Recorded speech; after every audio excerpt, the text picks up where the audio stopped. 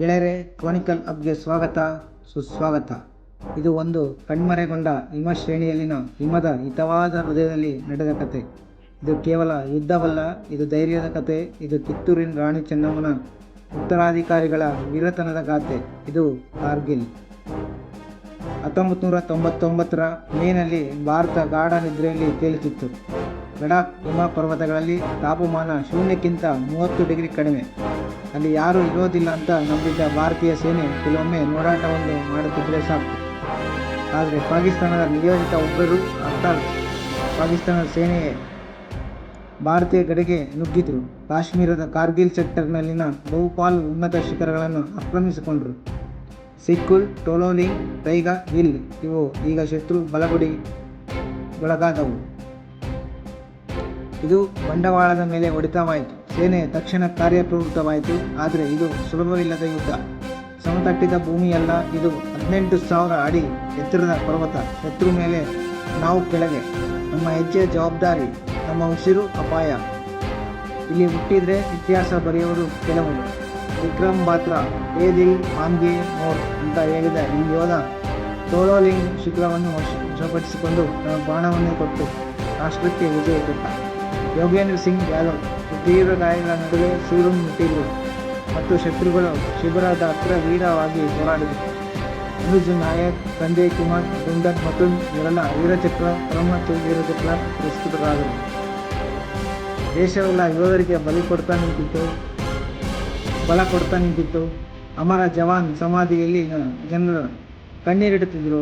ಕುಟುಂಬಗಳು, ಶಾಲೆಗಳ ಮಕ್ಕಳು ಅವರೆಲ್ಲ ಭಾರತ ಮಾತಾಕ್ಕೆ ಜೈ ಘೋಷಿಸುತ್ತಿದ್ದರು. ಟಿವಿ ವಾಹಿನಿಗಳಲ್ಲಿ ಕಾರ್ಗಿಲ್ ವರದಿ ಮುಗಿಯದ ಸುದ್ದಿಯಾಗಿತ್ತು. ಪ್ರತಿಯೊಬ್ಬ ಭಾರತೀಯನು ಯೋಧನಾಗಿ ಅದನ್ನು ಶಕ್ತಿಯ ಭಾಗವಾಗಿಲ್ಲ. ಜುಲೈ 26, 1999 ಭಾರತೀಯ ಸೇನೆ ಕಾರ್ಗಿಲ್ನ ಶಿಖರಗಳನ್ನು ಸಂಪೂರ್ಣವಾಗಿ ವಶಪಡಿಸಿತು. ಈ ದಿನ ಇತಿಹಾಸದಲ್ಲಿ ಕಾರ್ಗಿಲ್ ವಿಜಯ ದಿವಸ್ ಆಗಿ ಎಣಿಸಲ್ಪಡಿತು. ಶತ್ರು ಓಡಿದ, ಭಾರತ ಗೆದ್ದಿತು. ಧೈರ್ಯ, ತ್ಯಾಗ ಮತ್ತು ದೇಶಭಕ್ತಿಯ ಹಾರ್ಮೋನಿಯಾಯಿತು. ಈ ಯುದ್ಧ ಇಂದಿನ ಪಾಠಗಳು. ಈ ಯುದ್ಧ ನಮಗೆ ತೋರಿಸಿತು ದೇಶ ಪ್ರೇಮ ಸಿಡಿಲಿನಂತೆ ಎದೆಯಲ್ಲ, ಅದು ಹಿಮದಲ್ಲಿ ಹರಡಿದ ಶಕ್ತಿ. ಹೆಚ್ಚು ಬಾಂಬ್ಗಳಿಲ್ಲ, ಅಣುಶಕ್ತಿ ಇಲ್ಲ, ಆದರೆ ಭಾರತೀಯ ಯೋಧನ ಧೈರ್ಯ, ನಿರ್ಧಾರ ಮತ್ತು ದೇಶಪ್ರೀತಿ ಇತ್ತು. ಕಾರ್ಗಿಲ್ ನಮಗೆ ಹೇಳುತ್ತದೆ, ರಕ್ತದಿಂದ ಬರೆದ ಈ ವೀರಗಾಥೆ ತಲೆಮಾರಿಗೆ ಪ್ರೇರಣೆಯಾಗಿದೆ. ಗೆಳೆಯರೆ, ಇಂದು ನಾವು ಕಾರ್ಗಿಲ್ ಯುದ್ಧದ ಬಗ್ಗೆ ಹೇಳ್ತೀವಿ. ಆದರೆ ಅವರು ನಿನ್ನೆ, ಇಂದು, ನಾಳೆ ಯುದ್ಧವನ್ನು ಗೆದ್ದವರಲ್ಲ. ಅವರು ನಿಜವಾದ ವಿಜಯದ ಸಂಕೇತ. ನಮ್ಮಲ್ಲಿ ಕೆಲವರು ಕೆಲಸ ಮಾಡ್ತೀವಿ, ಕೆಲವರು ಕನಸುಗಳೊಂದಿಗೆ ಬದುಕ್ತೀವಿ. ಆದರೆ ಅವರು ನಮ್ಮ ಮುಂದೆ ಗುರಿ ಸಿಗಬೇಕು ಅಂತ ತಮ್ಮ ಕನಸನ್ನು ಕಳೆದುಕೊಂಡವರು. ಕರ್ನಾಟಕದ ವೀರರು ಹಿಮ ಪರ್ವತಗಳ ಅಂಗಳದಲ್ಲಿ ಹಸಿರು ಉರುಪು. ಕಾರ್ಗಿಲ್ ಎಂಬ ಹಿಮ ಪರ್ವತಗಳಲ್ಲಿ ಕಣ್ಮರೆಯಾದ ಸ್ತಬ್ಧತೆಯ ನಡುವೆ ಒಂದು ನಿರಂತರ ಕೂಗು ಕೇಳಿಸಿತು. ಜೈ ಕರ್ನಾಟಕ ಮಾತೆ. ಹೌದು, ಇದು ನಮ್ಮ ಕರ್ನಾಟಕದ ಮಣ್ಣಿನಲ್ಲಿ ಹುಟ್ಟಿದ ಕೆಲ ವೀರ ಯೋಧರ ಶಬ್ದ. ಅವರು ಕೇವಲ ಯೋಧರಲ್ಲ, ರಾಷ್ಟ್ರದ ಜೀವಂತ ಹೆಮ್ಮೆಯ ಚಿಹ್ನೆಗಳು. ವೀರ ಯೋಧ ಮಹಾದೇವ್ ಕೊಟ್ಟಾಪಳ್ಳಿ. ಬೆಳಗಾವಿಯಿಂದ ಬಂದ ಈ ಯೋಧ 2ನೇ ರಜಪೂತ್ನ ರೈಫಲ್ಸ್ನ ಭಾಗವಾಗಿದ್ದರು. ಟೋಲೋಲಿಂಗ್ ಹಿಲ್ ಮೇಲಿನ ಪರಾಕ್ರಮಯ ಯುದ್ಧದಲ್ಲಿ ಅತಿ ಸಂಕೀರ್ಣ ಸ್ಥಿತಿಯಲ್ಲಿ ಶತ್ರುವಿಗೆ ಎದುರಿಸಿದ ವೀರ. ಅವರ ಧೈರ್ಯಕ್ಕೆ ಪರಮವೀರ ಚಕ್ರ ಸಿಕ್ಕಿರಲಿಲ್ಲ, ಆದರೆ ಅವರ ತ್ಯಾಗ ನಮ್ಮ ಹೃದಯದಲ್ಲಿ ಚಿರಸ್ಥಾಯಿಯಾಗಿಬಿಟ್ಟಿದೆ. ಬಳ್ಳಾರಿ ಜಿಲ್ಲೆಯ ಕಬ್ಬಲ್ ಗ್ರಾಮದ ವೀರ ಬಾಳಪ್ಪ ನಾಯ್ಕ. ಕಾರ್ಗಿಲ್ ಯುದ್ಧದಲ್ಲಿ ಅವರು ಜೈಷ್ ಉಗ್ರರ ಗುಂಡಿಗೆ ಬಲಿಯಾದರು. ಅವರ ಕುಟುಂಬ ಹಿಂದೂ, ಪತ್ನಿ, ಮಕ್ಕಳು ಮತ್ತು ಒಂದು ಮಣ್ಣಿನ ಮನೆಯೊಂದಿಗೆ ಜೀವಿಸುತ್ತಿದ್ದಾರೆ. ಆದರೆ ಹೃದಯದಲ್ಲಿ ಹೆಮ್ಮೆ ಪಡುವ ಆಳವಾದ ಬಿಂದು ಇದೆ. ನಮ್ಮಪ್ಪ ಭಾರತಕ್ಕಾಗಿ ಪ್ರಾಣ ಕೊಟ್ಟಿದ್ದರು.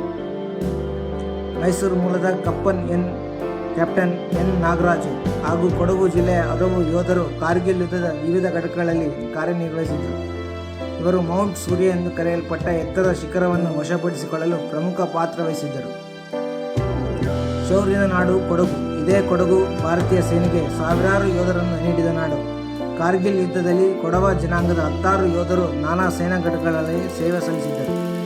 ಇವರೆಲ್ಲರ ಹುಮ್ಮಸ್ಸು, ಶಿಸ್ತಿನ ಅರಿವು ಮತ್ತು ಶೌರ್ಯ ಈ ದೇಶದ ಇತಿಹಾಸದ ಪುಟಗಳಲ್ಲಿ ಬಂಗಾರದ ಅಕ್ಷರಗಳಲ್ಲಿ ಬರೆದಿದೆ.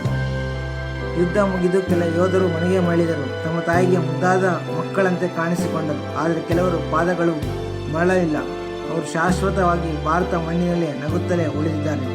ಹೌದು, ಅವರು ಹಿಮದ ನೆಲದಲ್ಲಿ ನಮಗಾಗಿ ನಿದ್ರಿಸಿದ್ದಾರೆ. ವೀರಯೋಧ ಮಹೇಶ್ ಕುಮಾರ್ ಅವರು ಕಾರ್ಗಿಲ್ ಹೋಗುವ ಮುನ್ನ ತಮ್ಮ ತಾಯಿಗೆ ಬರೆದ ಪತ್ರ. ಅಮ್ಮ, ನಾನಿನ್ನು ಬರ್ತೀನಿ ಅಂತ ಹೇಳೋದು ಸುಳ್ಳಾಗಬಹುದು, ಆದರೆ ನಿಮ್ಮ ಹೆಮ್ಮೆಗೋಸ್ಕರ ನಾನು ಹೋರಾಡ್ತೀನಿ. ನಿಮ್ಮ ಕೈಯಲ್ಲಿ ಪುಟಾಣಿ ಬಲೆಗೆ ಹಾಕಿದ ಕಾಯಿ ಈಗ ದೇಶದ ಮಣ್ಣಿಗೆ ಸಮರ್ಪಿತವಾಗಿದೆ. ಅವನು ಹಿಂದಿರುಗಲಿಲ್ಲ, ಆದರೆ ಅವನ ತಾಯಿ ಯಾವಾಗಲೂ ಹೇಳ್ತಾಳೆ, ನನ್ನ ಮಗ ಜ್ವಾಲಾಮುಖಿಯೊಳ್ ಹೂವಂತೆ ಹರಿದು ಹೋಗಿದ್ದಾನೆ. ಈ ವೀರರ ಕಥೆಗಳು ನಮ್ಮ ಪಾಠ ಪುಸ್ತಕದಲ್ಲಿ ಇರಬೇಕಾದ್ದಲ್ಲ, ಅವು ನಮ್ಮ ಬದುಕಿನ ಪಾಠವಾಗಬೇಕು. ನಮ್ಮ ಮನೆಗಳ ದಿವಾಲುಗಳ ಮೇಲೆ ಹಾಕುವ ಪೋಸ್ಟರ್ಗಳೆಲ್ಲ ಹೃದಯದ ಒಳಗಡೆ ಕೊತ್ತಿಕೊಂಡಿರುವ ನೆನಪಾಗಬೇಕು. ಕಾರ್ಗಿಲ್ನ ಹಿಮದ ಮೇಲೆ ನಮ್ಮ ಕರ್ನಾಟಕದ ಯೋಧರ ಹಂಬಲ, ತ್ಯಾಗ ಮತ್ತು ಪ್ರೀತಿಯ ಗುರುಗಳಿವೆ. ಭಾರತಕ್ಕಾಗಿ ಹೋರಾಡಿದ ನಮ್ಮ ಕರ್ನಾಟಕದ ವೀರರಿಗೂ ನಮನ. ಈ ದಿನದಿಂದ ಮುಂದಿನವರೆಗೂ ಪ್ರತಿಯೊಂದು ಉಸಿರು ಅವರನ್ನು ಸ್ಮರಿಸಲಿ. ಜೈ ಭಾರತ್, ಜೈ ಕರ್ನಾಟಕ ಮಾತೆ. ಈ ಯೋಧರಿಗೆ ನಮಸ್ಕಾರ. ನಾವು ನಿಮ್ಮನ್ನು ಮರೆಯಲ್ಲ. ನಿಮ್ಮ ಪ್ರತಿಯೊಂದು ಹೆಜ್ಜೆ, ಪ್ರತಿಯೊಂದು ಶ್ವಾಸ ಭಾರತದ ಇತಿಹಾಸ. ಇದು ಕಾರ್ಗಿಲ್, ಇದು ಧೈರ್ಯ, ಇದು ಭಾರತ. ಗೆಳೆಯರೆ, ನನ್ನ ಕ್ರೋನಿಕಲ್ ಕ್ಲಬ್ನ ಸಬ್ಸ್ಕ್ರೈಬ್ ಮಾಡಿ, ಲೈಕ್ ಮಾಡಿ, ಕಮೆಂಟ್ ಮಾಡಿ. ಮುಂದಿನ ವಿಶೇಷ ಸಂಖ್ಯೆ ಭೇಟಿಯಾಗೋಣ.